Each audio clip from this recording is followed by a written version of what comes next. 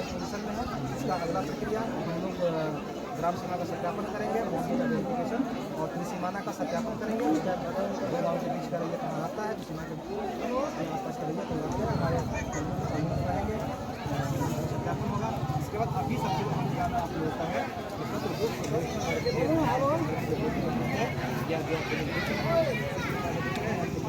उसके आधार पर आप लोग फॉर्म भर के। अच्छा, आप कर्मचारी अधिकारी हैं, एक लास्ट सवाल और सवाल ये पूछना आपसे चाहेंगे, बहुत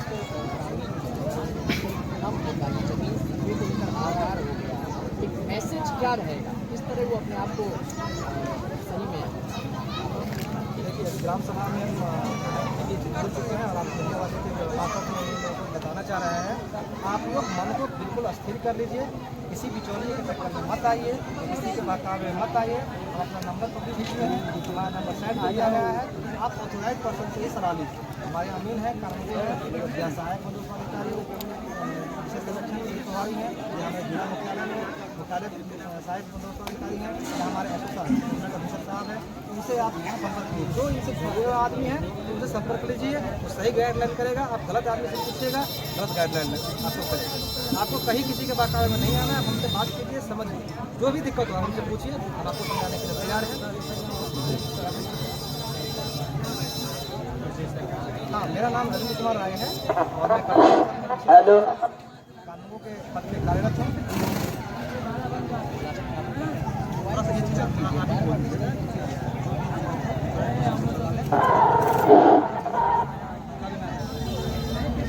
बंद कर ही ना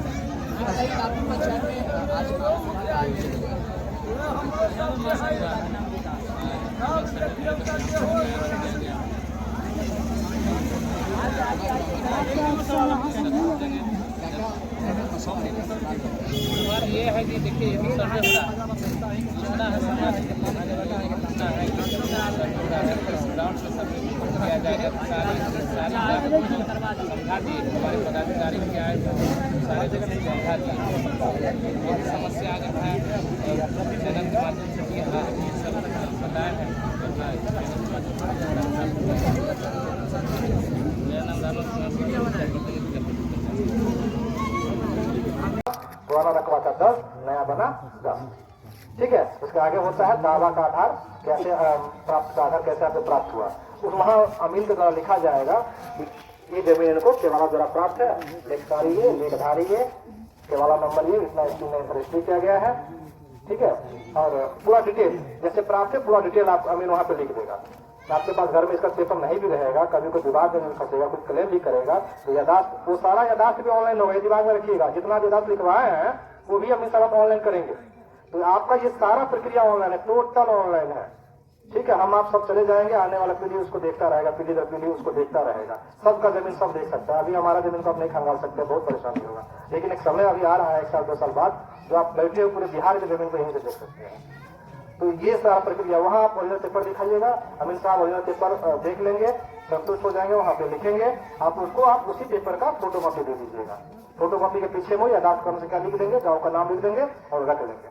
वो सारा एक दिन का किए हुए काम जो भी रहेगा, हम उनको किसी दिन 1 दिन या 2 दिन बाद बुलाएंगे ऑफिस में, जितना आपका लिखा हुआ है उसको हम चेक करेंगे, आपका पेपर देखेंगे, सही पाने पे इनको लिखित में वहाँ पे उसी कॉलम में आदेश का विवरणी एक कॉलम है, वहाँ आदेश दिया जाता है कानूनों के द्वारा, रियायती जमीन पे और सरकारी जमीन पे सिविल प्रभारी निवेशों के द्वारा। रियायती जमीन का पहले सुनवाई करेंगे सिविल प्रभारी, कानून को, और सरकारी जमीन का सिविल प्रभारी। ठीक है, तो वहाँ पे कानून को आदेश दे देगा, इनका जो है हमने साक्ष्यों का अवलोकन किया, सही पाया, इनका दखल कब्जा भी सही है, इसीलिए खाता इनके नाम से दर्ज करें, अन्यथा ना करें। जो भी आदेश है, जो आदेश उस पर लिखा रहेगा उसी के अनुसार के लिए ऑनलाइन एंट्री करेंगे और पर्चा खतियान उसी के अनुसार बनेगा। समझ गए ना? तो वहाँ आपको एक कॉपी जेरॉक्स दे देना है और ओरिजिनल दिखा देना है। ये सब प्रक्रिया होने के बाद आपको खानापुरी पर्चा मिलेगा। तो खानापुरी पर्चा तो वही मिलेगा जो आप लिखवाए हैं, जो आप नक्शा बनवाए हैं। ठीक है, तो यहाँ पे क्या एक दिक्कत आएगा कि पहले तो भी बताए थे कि पहले हाथ से नक्शा काटा था, हाथ से लिख के दे देता था। तो नक्शा तो हम हाथ से काटे हैं, आपके स्थल पे गए तो आप बताए कि सर नहीं ये मेर थोड़ा सा इधर आएगा, गलत है, तो वहां से हटा के हम मेर यहाँ किए। तो आपको पता है कि दुनिया पे जो एक लाइन होता है 20 कड़ी के बराबर होता है, तो जानते हैं, तो 20 कड़ी यानी एक बाल के बराबर भी हिल गया पेड़ तो 5 कड़ी तो गायब हो गया। क्योंकि वो हाथ से तो हमको नहीं लिखना एरिया, एरिया तो आएगा कंप्यूटर से निकल के, तो कंप्यूटर तो एकदम 100% एक्यूरेसी देगा कि भाई इतना ही है। तो मान लीजिए किसी का 9 डिसमिल है, हो सकता है 8 डिसमिल का बन गया, तो पर्चा मिलेगा 8 डिसमिल का मिलेगा। ठीक है, नाम टाइपिंग में थोड़ा मिस्टेक हो गया, राम नाम था तो मान लीजिए रम हो गया, साव था तो मान लीजिए कुछ और लिखा गया, तो मतलब कुछ एरर यदि उसमें कुछ गड़बड़ी है तो उस पेपर को आप लीजिए और आराम से वहां नहीं भी पढ़िएगा, कोई दिक्कत है, सीधा लेके घर पे आ जाइए।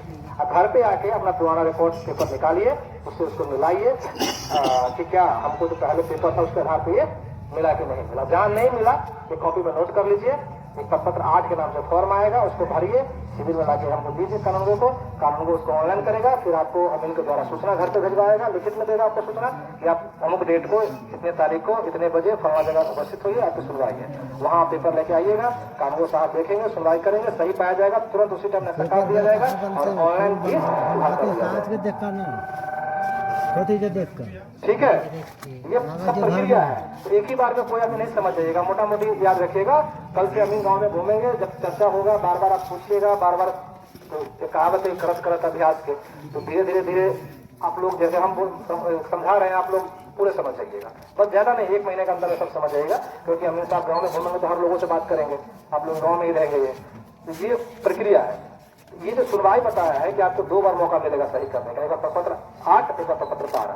पहला सुनवाई हम करेंगे, दूसरा सुनवाई सिविल प्रभारी करेंगे, तीसरा सुनवाई जिला में बंदोबस्ती करेंगे, इसके बाद फिर 5 साल तक आप कोर्ट में जा सकते हैं। ठीक है, तो हम लोग जहाँ सर्वे करवा के आए हैं, हमको पता है कि 1 से 2 सुनवाई में ये फाइनल हो जाता है, क्योंकि नक्शा सही से बनेगा।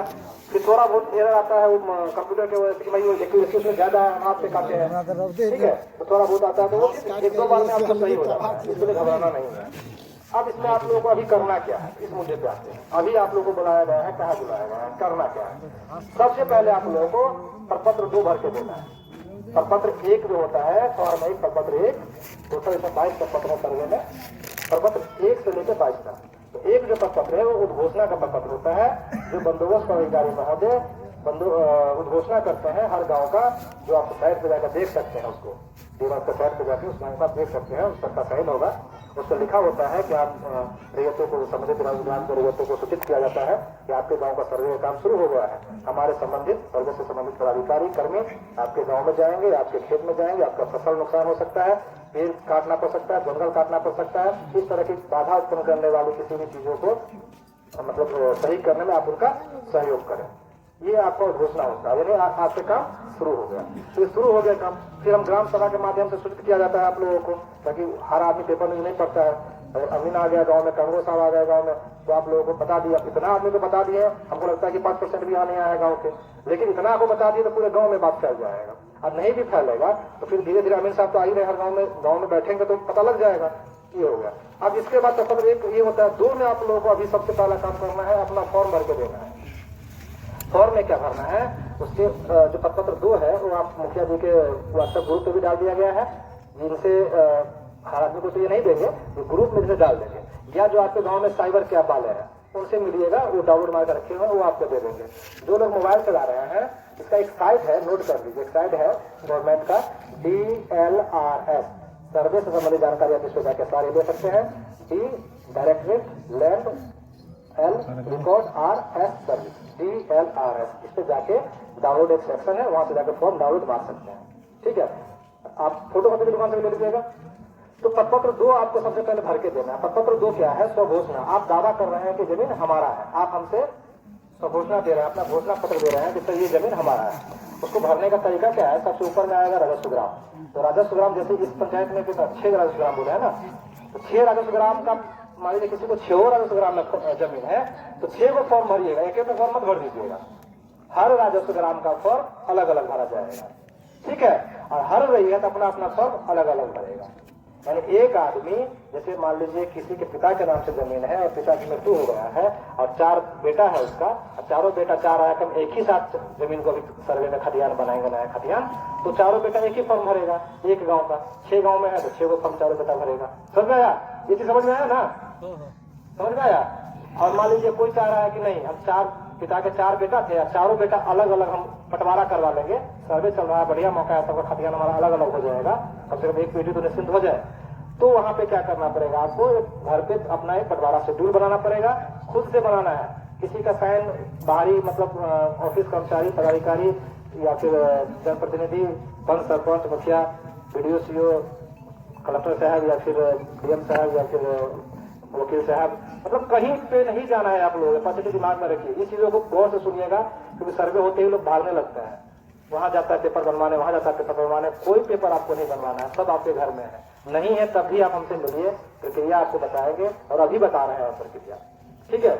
तो जो पेपर आपके पास है उसके आधार पर आपको फॉर्म भरना है। तो बता दिए कि मुझे 4 बेटा है, चारों अलग अलग बंटवारा करवा लिया तो 4 फॉर्म भरेगा।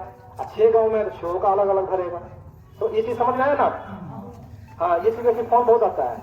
यदि आप बंटवारा करवा लिए और हम चाह रहे कि हम अपने नाम से खाता करवाए, मेरा भाई अपना खाता अपना भाई तो अलग करवा ले, तो हम दोनों एक प्लेन पेपर पे बंटवारा बनवा के 5 गवाह का साइन ले लेंगे और दोनों भाई साइन कर देंगे, तो मान्य हो गया, ठीक है। और ये अपना अलग फॉर्म भरेंगे, हम अपना फॉर्म अलग भरेंगे। और नहीं चाह रहे हैं कि दोनों साथ में रखे, तो रैयत के कॉलम में दोनों भाई अपना नाम रखे, अपना नाम लिख देंगे, ठीक है। राम और रहीम, पिता करीम, ऐसे जो भी नाम होता है ये नाम लिख देंगे।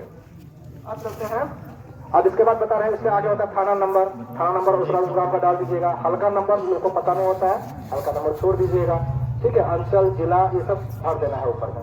इसके बाद उस पेपर को देखिएगा तो नीचे आता है, सबसे पहला लाइन है रैयत का नाम एवं सह हिस्सेदार का नाम। तो रैयत का नाम में किसका नाम लिखिएगा? मान लीजिए आपके दादा के नाम से खतियान है और दादा जिंदा है, नहीं है ना, तो खतियान अभी इसमें किसका नाम लिखिएगा? जो जिंदा है, ठीक है। मरे हुए आदमी का नाम से खतियान नहीं बनेगा, जिंदा आदमी के नाम से बनेगा। आप तो घोषणा कर रहे हैं, तो आपके दादा का जमीन थोड़े, जमीन तो आपका है ना, दादा थोड़ा लेने आएगा, तो मर गए हैं। तो जो जिंदा है उनका नाम लिखिएगा उसमें, ठीक है। हमेशा जिंदा आदमी का जिक्र कीजिएगा, मरे आदमी का वंशावली में खाली दिखाना है, वो बताएंगे वंशावली के बारे में भी। तो जैसे बताया कि हम 2 भाई वहाँ पे मान लीजिए दादा के नाम से जमीन था, अब पिता 4 भाई, अब पिता बंटवारा नहीं करवाया है, तो चारों पिता के नाम से भर दीजिए पर्चा। चारों पिता में से 2 पिता मर गया और 2 चाचा या पिता 2 भाई जिंदा है और 2 का बच्चा है, तो 2 भाई का नाम उसको, तो बच्चा का नाम उसमें भर दीजिए। मतलब अभी वर्तमान में उसमें जो जिंदा है उसका नाम दीजिए, ठीक है। ऐसे फॉर्म भरना है। उसको साबित कैसे कीजिएगा? उसके लिए प्रपत्र 3 एक वंशावली है, उसी के साथ एक और फॉर्म 3 एक, ठीक है। उस पर नाम लिखना है, उसके पीछे प्लेन पेपर होता है, उस पर चार्ट बना लीजिएगा, जैसे वंशावली का चार्ट देखे हुए है ना। मान लीजिए किसी के पिता का नाम है मान लीजिए राम, और राम दादा का नाम है राम मर गया, तो यहाँ लिख दीजिएगा ऊपर में राम तो मर गए, 1962 के सर्वे में इनका नाम था, इनके नाम से खतियान बन गया, या केवाला 80 का 85 का 72 का केवाला है, राम मर गए, तो उनके वंशज का जमीन होगा, उनका नहीं होगा, तो राम का नाम ऊपर में लिख दीजिएगा, ठीक है। उसको नीचे ऐसे लाइन खींचिएगा और फिर ऐसे लाइन खींच दीजिएगा, ठीक है। जैसे वंशावली बनाते हैं, लगभग लोगों को पता होता है, यूट्यूब पे देख लीजिएगा। और राम को मान लीजिए 4 को बेटा, तो चारों का यहाँ 1 2 3 4 लाइन खींच के चारों का नाम लिख दीजिएगा अलग अलग, समझ गए। अब 4 में से मान लीजिए 2 मर गया, तो उसके नीचे में से कट मार दीजिएगा कि भाई ये मर गया, इनका अब बेटा, अब ये 2 बेटा नहीं बोलेंगे, संतान बोलेंगे, वो भी बताएंगे। उनका 3 संतान है, तीनों का नाम डाल दीजिएगा। एक चार्ट बना लीजिएगा वंशावली का। ये वंशावली का चार्ट भी जो है आपको खुद से बनाना है, ठीक है। सर्वे में बहुत आसान प्रक्रिया है, आपको कहीं भागा दौड़ी नहीं कह रहा है। भागा दौड़ी कर रहे हैं तो आप बेवकूफ है। बहुत सारे ऐसे लोग जो कहने के बाद भी अंचल और कचहरी भागने लग जाते हैं, ठीक है। कहता है सर हम पहले पेपर तो दुरुस्त कर ले। अरे पेपर क्या दुरुस्त कीजिएगा, पेपर तो आपका दुरुस्त है, यही समझाना है, ठीक है। यही चीज समझाने के लिए आए हैं। पेपर आपका दुरुस्त है, आपके घर में केवाला है, खतियान है, रसीद है, आप दुरुस्त है। अब विवाद का तो कोई जबरदस्ती का तो कोई जवाब नहीं है। तो यही चीज समझिए, भागा दौड़ी मत कीजिए, बहुत आसान प्रक्रिया है। जो काम हम करेंगे आप अंचल में जाइएगा, आपको होगा ही नहीं। हम खतियान हम मना रहे हैं, सर्वे हम कर रहे हैं, आपको अंचल में जाइएगा तो क्या सही हो जाएगा?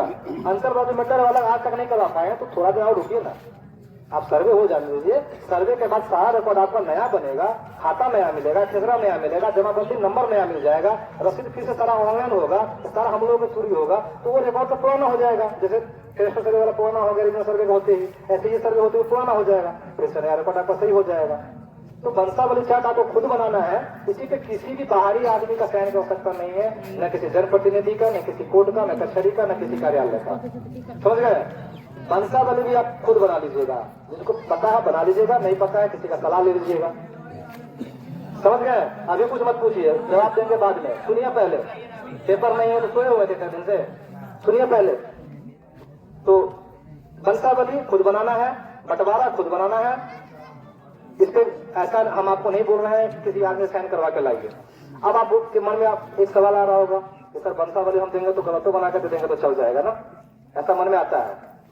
तो उसका मेरे पास समाधान है, उसका बहुत तगड़ा जुगाड़ है कि हम कैसे उसको साबित करेंगे। जैसे आज ग्राम सभा किए है ना, ऐसे ही एक और ग्राम सभा करेंगे वंशावली सत्यापन के लिए, ठीक है।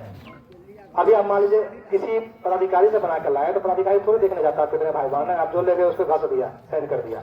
लेकिन जब आप उस वंशावली जो हमको आप दिए हैं लिख के, जब ग्राम सभा में आइएगा और आपको भी बता दिए हैं तो आपका हिम्मत नहीं है क्या गलत बना के लगिएगा, बेइज्जती हो जाएगा यहाँ पे लोग सामने को देखा अपने भाई का नाम क्यों नहीं दे रहा है। तो जो आप दिए हैं उसको ग्राम सभा सत्यापन करवाएंगे। यहाँ पे मुखिया साहब, पंचायत समिति साहब, सरपंच साहब, वार्ड सदस्य साहब, आपके गाँव के हवलदार, दफादार, चौकीदार, इस तरह के जो व्यक्ति हैं वो रहेंगे, आम रैयत रहेगा, उनकी उपस्थिति में वहाँ पे आपका वंशावली का सत्यापन किया जाएगा। अमुक आदमी ने वंशावली दिया है, इनके 4 पुत्र थे, अब 4 पुत्रों में से 2 की मृत्यु हो गई है, उनके अब 2 पोता है और 2 पुत्र बचे हुए थे, क्या सही है? हाँ ठीक है सर, वहाँ पे डिसाइड कीजिएगा। तुरंत सरपंच साहब, मुखिया जी या जो सरपंच आप जो रहेंगे वो सेट करेंगे, ठीक है। तो ये प्रक्रिया हम लोगों को करवाना है, हम लोग करवा लेंगे। इसके लिए आप लोग निश्चित रहिए, बस वंशावली दीजिए। जिसके पास वंशावली बना हुआ पहले का है वो दे दीजिए। जो लोग चाह रहे हैं कि सरपंच साहब से हमको बन जाएगा, परेशानी नहीं होगा, आप बना के दे दीजिए, हमारे कोई आपत्ति नहीं। आपको जहां से लगे बना के दे दीजिए, लेकिन परेशानी हो रहा है तो आप हमको डायरेक्ट दे दीजिए। समझ गए इस बात को ना? वंशावली के लिए ऐसा नहीं है कि आपको हम सरपंच से साइन करवा के लगिएगा या फिर कोर्ट का वंशावली होगा तभी मान होगा, ऐसा नहीं है। उस वंशावली सत्यापन कहाँ होगा? ग्राम सभा में सत्यापन होगा, ठीक है। ये क्लियर हो गया, वंशावली क्लियर हो गया, पता तो क्लियर हो गया। अब कुछ कॉमन क्वेश्चन होता है लोग के मन में, उसके बारे में बताते रहे। क्वेश्चन आप लोग के मन में हो रहा होगा, जैसे पहले में बताया है, सर्वे शुरू हो गया। सर्वे शुरू होते ही लोग बहुत तरह के बात आता है, कुछ सामाजिक तत्व के लोग होते भड़काना शुरू कर देता है कि बढ़िया है, हमारा तो अब खुल गया, हम ये करवा देंगे, वो करवा देंगे। कहीं कुछ नहीं करवाना है आपको। सर्वे में 1, 2 और 3, इसका सिवा चौथा कोई बोलेगा ही नहीं। हमारे सीनियर के पास जाइएगा तो कंप्लेन कीजिएगा तो यहाँ आएंगे तो बोले हाँ आपने गलती की, इसी सही कीजिए, ठीक है। लेकिन करेगा यहीं से। हम ये नहीं कह रहे हैं कि मतलब जो हमारी बात को समझ हम क्या कह रहे हैं, हम ये कह रहे हैं कि सर्वे की प्रक्रिया में स्टार्टिंग में अमीन, कानूनगो और सिविल प्रभारी के द्वारा होने के बाद ही कुछ होगा। तो आप किसी के पास कहाँ परेशान होइएगा, कोई आदमी आपको कहाँ ठेका लेगा कि हम काम करवा देंगे। तो इन लोगों से बचिएगा, सर्वे में बिल्कुल इन लोगों से बचिएगा। कोई भी, हम आपको अपना नंबर दे रहे हैं, पहले मोबाइल नंबर नोट कर लीजिए आप लोग, सभी लोग